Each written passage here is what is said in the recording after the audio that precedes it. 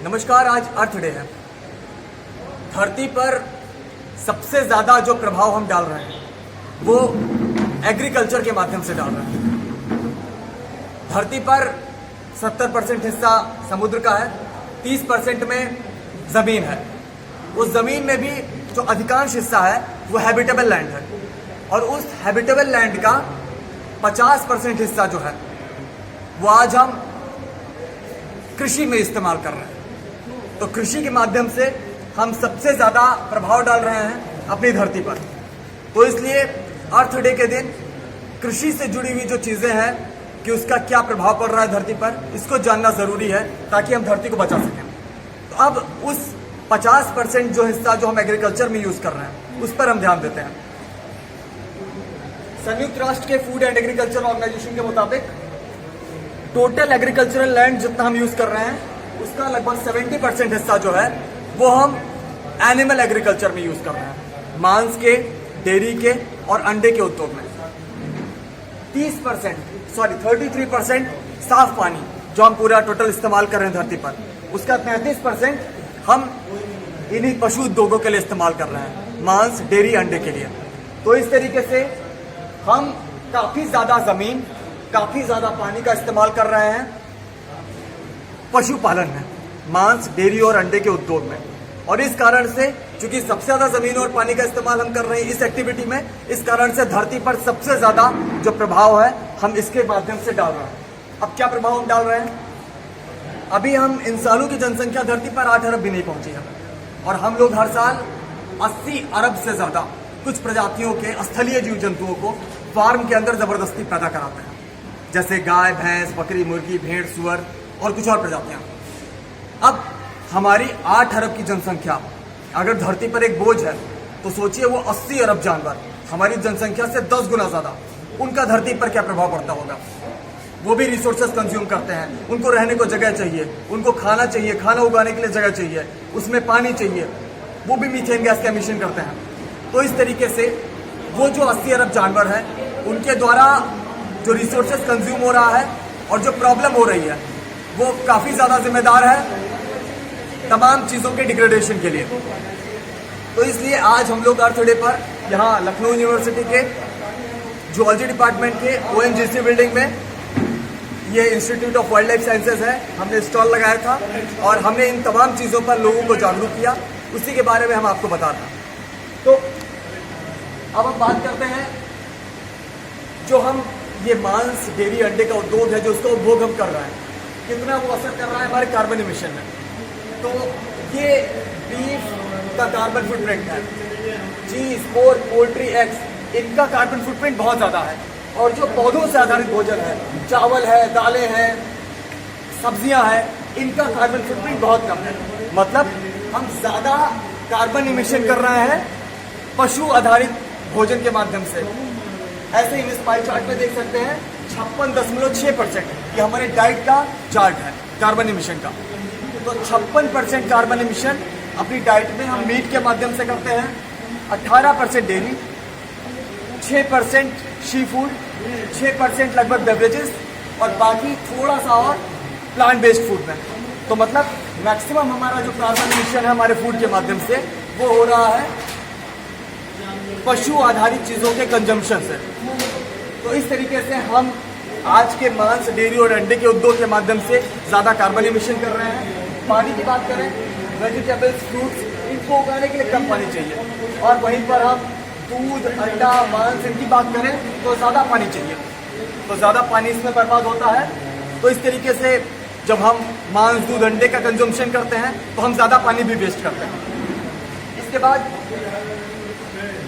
अब बात आती है जब हम बात करते हैं ग्रीन हाउस गैस एमिशन की। आज ग्लोबल वार्मिंग सबसे बड़ी प्रॉब्लम है धरती पर।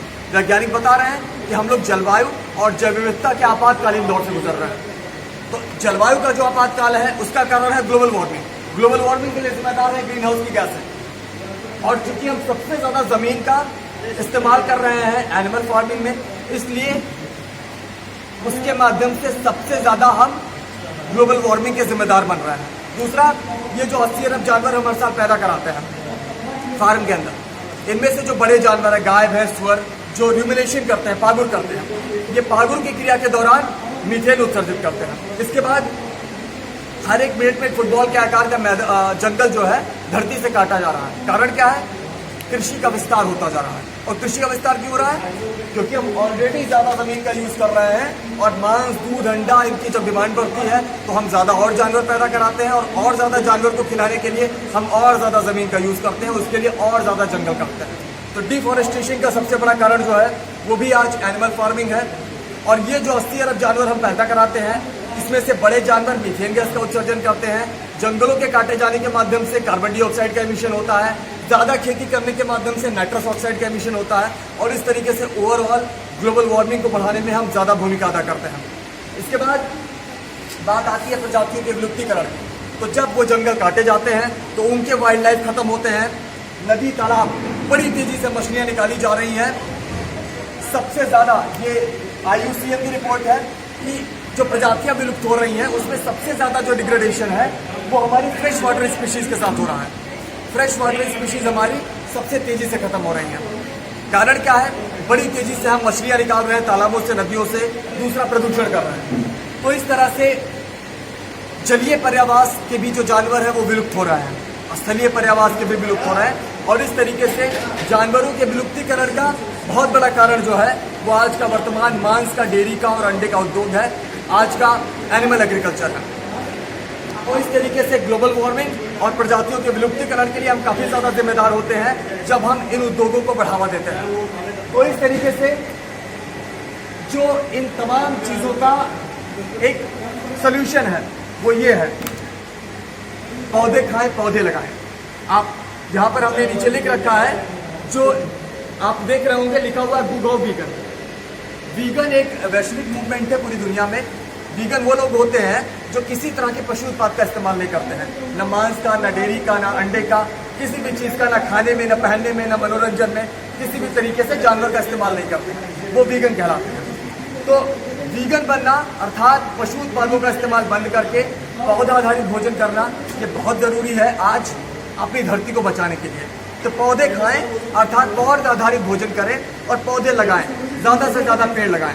ये वो जरिया है जिससे हम धरती को आज बचा सकते हैं, ग्लोबल वार्मिंग और स्पीशीज़ के एक्सटिंक्शन को हम रोक सकते हैं। इसके साथ ही साथ मछलियाँ, हम ये भी अपील कर रहे हैं कि मछलियों को वन्य जीव का दर्जा मिले। क्यों मिले? धरती पर दो प्रमुख तरह के पर्यावास हैं, एक स्थलीय पर्यावास जंगल, दूसरे जलीय पर्यावास नदी, तालाब। अब जंगल में जो रहने वाले जानवर हैं उनको हम कहते हैं वाइल्ड लाइफ हैं, शेर, हिरण और तमाम जानवर, और उनको मारना हम गलत मानते हैं। लेकिन जो जलीय पर्यावास है उसके जानवर, मछलियाँ हैं, कछुए हैं, कछुओं को तो हम प्रोटेक्ट करते हैं, लेकिन मछलियों को हम मारना गलत नहीं मानते। जबकि मछलियाँ जलीय पर्यावास के उसी तरह के जानवर हैं जैसे स्थलीय पर्यावास का जानवर शेर है। तो क्यों हम मछलियों को मारना गलत नहीं मानते हैं? आखिर मछलियाँ भी तो वाइल्ड लाइफ हैं, वो भी तो नेचुरली अपने इकोसिस्टम में, अपने हैबिटेट में नेचुरली रह रही हैं। तो जो आज सबसे ज़्यादा प्रजातियाँ फ्रेश वाटर की विलुप्त हो रही हैं, जो ये वजह है, यही वजह है कि मछलियों को हम सी फूड बोलते हैं, हम उनको वाइल्ड लाइफ नहीं बोलते हैं, और उनको लगातार हम ख़त्म करते जा रहे हैं, वो विलुप्त होती जा रही हैं और ये इकोसिस्टम जो है वो डिग्रेड होते जा रहे हैं। तो हमें मछलियों को भी उसी तरीके से वाइल्ड लाइफ का दर्जा देना चाहिए जैसे हम कछुओं को देते हैं, जैसे हम शेर को और हिरण को देते हैं, तभी हम इन इकोसिस्टम्स को भी बचा पाएंगे। तो पौधे खाएं, पौधे लगाएं। साथ ही साथ ये तो वो बात हुई कि हम व्यक्तिगत तौर पर क्या कर सकते हैं। ये सबसे बड़ा चुनाव है जो हम एज अ इंडिविजुअल कर सकते हैं, अपने भोजन में से पशु उत्पादों को हटाना, पौध आधारित भोजन को शामिल करना। इस तरीके से हम जलवायु परिवर्तन, प्रजातियों का विलुप्तीकरण, भूखमरी की समस्या, जंगलों के कटने की समस्या, प्रदूषण, जानवरों के ऊपर अत्याचार, हमारे स्वास्थ्य का जो विनाश है, इन सारी चीज़ों को हम रोक सकते हैं। दूसरा, ये एक इंटरनेशनल तरीका है, एक वैश्विक तरीका है, एक पौध आधारित संधि लाई गई है, प्लांट बेस्ड ट्रीटी। इसके मेंबर ऑर्गेनाइजेशन में United nation framework convention on climate change भी है। अभी तक आपने सुना होगा पेरिस का समझौता हुआ था, ग्लासगो का समिट हुआ था, वहाँ पर तमाम देशों के प्रतिनिधि आते हैं और अभी तक इस बात पर वो वहाँ पर नेगोशिएशन कर रहे थे कि कैसे हम फॉसिल फ्यूल्स का इस्तेमाल कम करें। उसके लिए फॉसिल फ्यूल ट्रीटी बनाई गई थी। ऐसे ही ये प्लांट बेस्ड ट्रीटी लाई जा रही है ताकि दुनिया के सभी जो पर्यावास है उनका जो नष्ट किया जा रहा है उसको रोका जाए, पशु उत्पादों का ज़्यादा प्रोडक्शन ना किया जाए, पौध आधारित भोजन की ओर मुड़ा जाए और ऐसी तमाम मांगे सरकारों से की जाए। तो एक ऐसी ट्रीटी को अभी कॉन्फ्रेंस ऑफ पार्टीज की बैठक में रखा जाने वाला है, उससे पहले ये एंडोर्समेंट के लिए लोगों के बीच में है। तो आप सभी लोगों से रिक्वेस्ट है कि आप लोग इंटरनेट पर ब्राउजर पर जाएं, plantbased-treaty.org, ये वेबसाइट है प्लांट बेस्ड ट्रीटी की, वहां पर जाएं, ट्रीटी का जो पूरा डॉक्यूमेंट है पढ़ें कि क्या है, कैसे ये हेल्प कर सकता है क्लाइमेट और बायोडाइवर्सिटी के क्राइसिस को रोकने में। और दूसरा, एंडोर्स के सेक्शन पर जाएं और उसका समर्थन करें, उसको एंडोर्स करें। आप एज ए इंडिविजुअल उसको एंडोर्स कर सकते हैं, एज अ ऑर्गेनाइजेशन कर सकते हैं, एज अ बिजनेस कर सकते हैं, as a politician, as a scientist, आप इस ट्रीटी को एंडोर्स कर सकते हैं। अगर आप इसका समर्थन करेंगे, भारी संख्या में लोग करेंगे इसका समर्थन, तो फिर आगे चल के दुनिया भर की सरकारों पर यह दबाव डाला जा सकेगा कि वो इन तमाम चीज़ों को अपनी पॉलिसीज में लेकर आए। तो लास्ट में आप लोगों से फिर से निवेदन है कि वीगन जीवन शैली अपनाइए, पौधे खाइए, पौधे लगाइए और प्लांट बेस्ड ट्रीटी का समर्थन कीजिए। इस तरीके से हम अपनी धरती को बचा सकते हैं। धन्यवाद।